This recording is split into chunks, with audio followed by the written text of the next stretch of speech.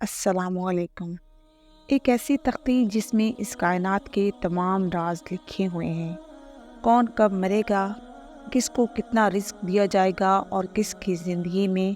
کون کون سے حالات درپیش ہوں گے، کس کو کس طرح کی موت آئے گی اور کون کس حال میں مرے گا، کس کا حشر کیسا ہوگا۔ الغرض تمام زمین و آسمان اور اس پر اسرار دنیا کائنات کے تمام راز اس تختی پر تحریر ہے۔ ناظرین، کیا آپ جانتے ہیں کہ لوح محفوظ کیا ہے اور یہ کہاں پر ہے؟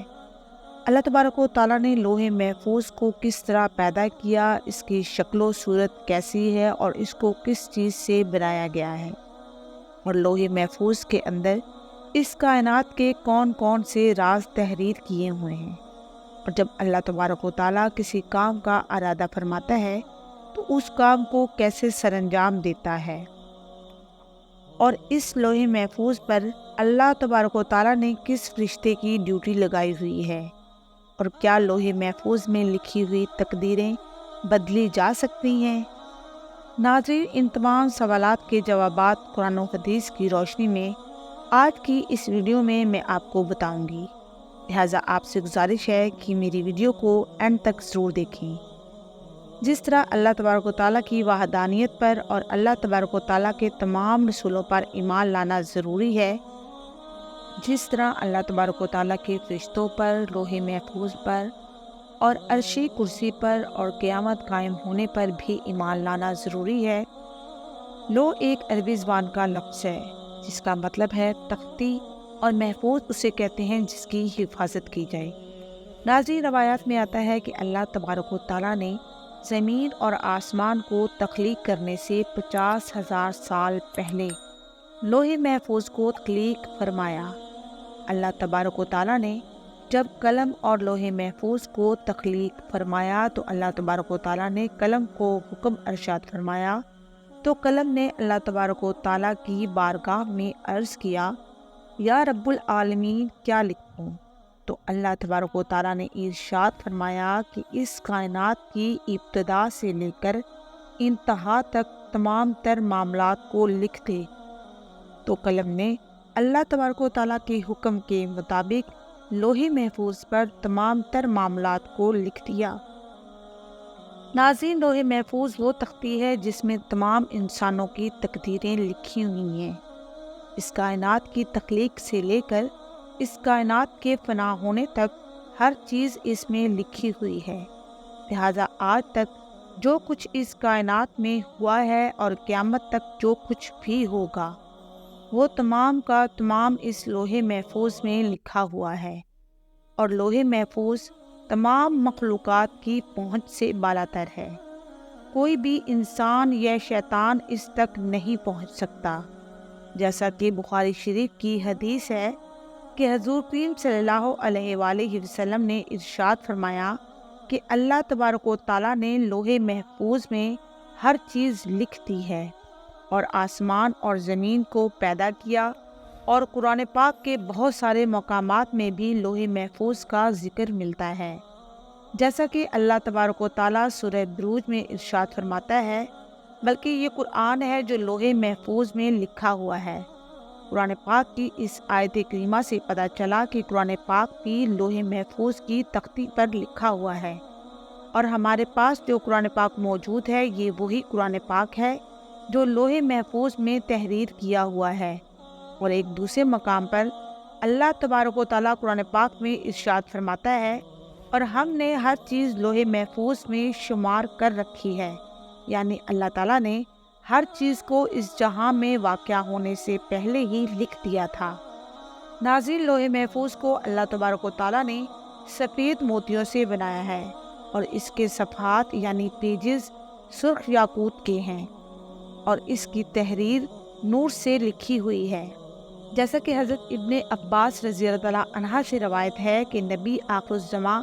حضرت محمد صلی اللہ علیہ وآلہ وسلم نے ارشاد فرمایا کہ اللہ تبارک و تعالیٰ نے لوح محفوظ کو سفید موتیوں سے پیدا کیا، اور اس کے صفحات یعنی پیجز سرخ یاقوت کے ہیں، اور اس کا قلم نور کا ہے، اور اس کی لکھائی بھی نور ہے، اور اللہ تبارک و تعالیٰ ہر روز لوح محفوظ کی طرف 360 مرتبہ نظر فرماتا ہے۔ چنانچہ اللہ تعالیٰ کسی کو پیدا کرتا ہے، کسی کو رزق دیتا ہے، یا کسی کو زندگی دیتا ہے، یا کسی کو موت، اور کسی کو عزت سے نوازتا ہے اور کسی کو ذلت میں ڈال دیتا ہے، اور اللہ تبارک و تعالیٰ جو چاہتا ہے وہ کرتا ہے۔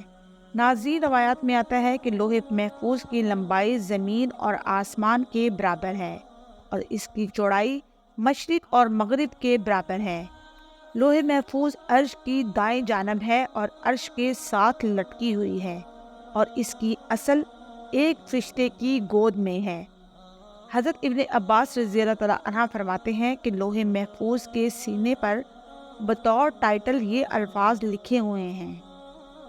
کہ اللہ کے علاوہ کوئی عبادت کے لائق نہیں، اور حضرت محمد صلی اللہ علیہ وآلہ وسلم اس کے بندے اور رسول ہیں۔ لہذا جو بھی اللہ پر ایمان لائے گا اور اس کے وعدوں کو سچا جانے گا اور اس کے رسولوں کی اتباع کرے گا تو اللہ تبارک و تعالیٰ اس کو جنت میں داخل کر دے گا۔ ناظرین، لوح محفوظ پر اللہ تبارک و تعالیٰ نے اپنے مقرر فرشتے حضرت اسرافیل علیہ السلام کی ڈیوٹی لگائی ہے، جیسا کہ حضرت ابو سنان رحمۃ اللہ علیہ فرماتے ہیں کہ اللہ تبارک و تعالیٰ کے سب سے زیادہ قریب لوح محفوظ ہے جو عرش کے ساتھ لٹکی ہوئی ہے، اور جب اللہ تبارک و تعالیٰ کسی شے کا ارادہ فرماتا ہے تو لوح محفوظ میں لکھ دیتا ہے۔ تو یہ لوح محفوظ حضرت اسرافیل علیہ السلام کے ماتھے کو آ کر ٹکراتی ہے، جبکہ حضرت اسرافیل علیہ السلام اللہ تبارک و تعالیٰ کی عظمت کی وجہ سے اپنے سر کو جھکائے ہوئے ہیں اور اپنی نظروں کو نہیں اٹھاتے۔ جب لوح محفوظ کی تختی حضرت اسرافیل علیہ السلام کے ماتھے سے آ کر ٹکراتی ہے تو حضرت اسرافیل علیہ السلام اس پر نظر کرتے ہیں۔ اگر اس میں اللہ تبارک و تعالیٰ کا حکم آسمان والوں کے متعلق ہوتا ہے تو حضرت اسرافیل علیہ السلام میکائیل علیہ السلام کے سپرد کر دیتے ہیں، اور اگر کوئی حکم زمین والوں کے متعلق ہوتا ہے تو حضرت اسرافیل علیہ السلام اس حکم کو حضرت جبرائیل علیہ السلام کے سپرد کر دیتے ہیں۔ پس سب سے پہلے روز قیامت جس چیز کا حساب ہوگا وہ لوح محفوظ ہوگی۔ ناظرین، جب روز قیامت اللہ تبارک و تعالیٰ لوح محفوظ کو حساب کے لیے بلائے گا تو اس کے سب جوڑ کانپ رہے ہوں گے، تو اللہ تبارک و تعالیٰ لوح محفوظ سے فرمائے گا کہ کیا تو نے میرے حکم پہنچا دیے تھے؟ تو لوح محفوظ اللہ تبارک و تعالیٰ کی بارگاہ میں عرض کرے گی، جی ہاں یا رب العالمین۔ تو کہا جائے گا کہ تیرے حق میں کون گواہی دے گا؟ تو اللہ تبارک و تعالیٰ کی بارگاہ میں عرض کرے گی کہ حضرت اسرافیل علیہ السلام۔ تو اس وقت حضرت اسرافیل علیہ السلام کو بلایا جائے گا۔ اس وقت حضرت اسرافیل علیہ السلام کے بھی جوڑ کانپ رہے ہوں گے۔ اللہ تبارک و تعالیٰ حضرت اسرافیل علیہ السلام سے فرمائیں گے، کیا تجھے لوح محفوظ نے میرے تمام احکام پہنچا دیے تھے؟ تو حضرت اسرافیل علیہ السلام اللہ تبارک و تعالیٰ کی بارگاہ میں عرض کریں گے، جی ہاں یا رب العالمین۔ اس وقت لوح محفوظ کہے گی، سب تعریفیں اس اللہ تبارک و تعالیٰ کے لیے ہیں جس نے مجھے برے عذاب سے نجات عطا فرمائی، اور پھر اس طرح حساب و کتاب کا سلسلہ ہوتا رہے گا۔ ناظرین، اب بات کرتے ہیں کہ کیا لوح محفوظ کی تقدیر کو بدلا جا سکتا ہے، اور کیا واقعی تقدیر دعاؤں سے بدلی جا سکتی ہے؟ اس کے بارے میں روایات میں آتا ہے کہ تقدیر 3 قسم کی ہوتی ہے۔ پہلی تقدیر وہ ہوتی ہے جو عام انسانوں کی دعاؤں کی وجہ سے اللہ تبارک و تعالیٰ بدل دیتا ہے، اور دوسری تقدیر وہ ہوتی ہے جو اللہ تبارک و تعالیٰ اپنے خاص بندوں یا اپنے انبیاء اکرام کی دعاؤں کی وجہ سے بدل دیتا ہے۔ ان 2 قسموں کے اندر تو تقدیر کو بدلا جا سکتا ہے، لیکن تقدیر کی تیسری قسم وہ تقدیر ہے جو لوح محفوظ پر تحریر ہے۔ اس تقدیر کو نہیں بدلا جا سکتا، حتیٰ کہ لوح محفوظ پر لکھی ہوئی تقدیر کو تبدیل کرنے کے لیے کوئی نبی بھی دعا کرنا چاہے تو اللہ تبارک و تعالیٰ اس کو روک دیتا ہے۔ ناظرین، اس سے معلوم ہوا کہ لوح محفوظ پر جو کچھ بھی لکھا ہوا ہے اس میں کسی قسم کی کوئی تبدیلی نہیں ہو سکتی، اور لوح محفوظ پر لکھی ہوئی تقدیر کو کسی طرح بھی بدلا نہیں جا سکتا۔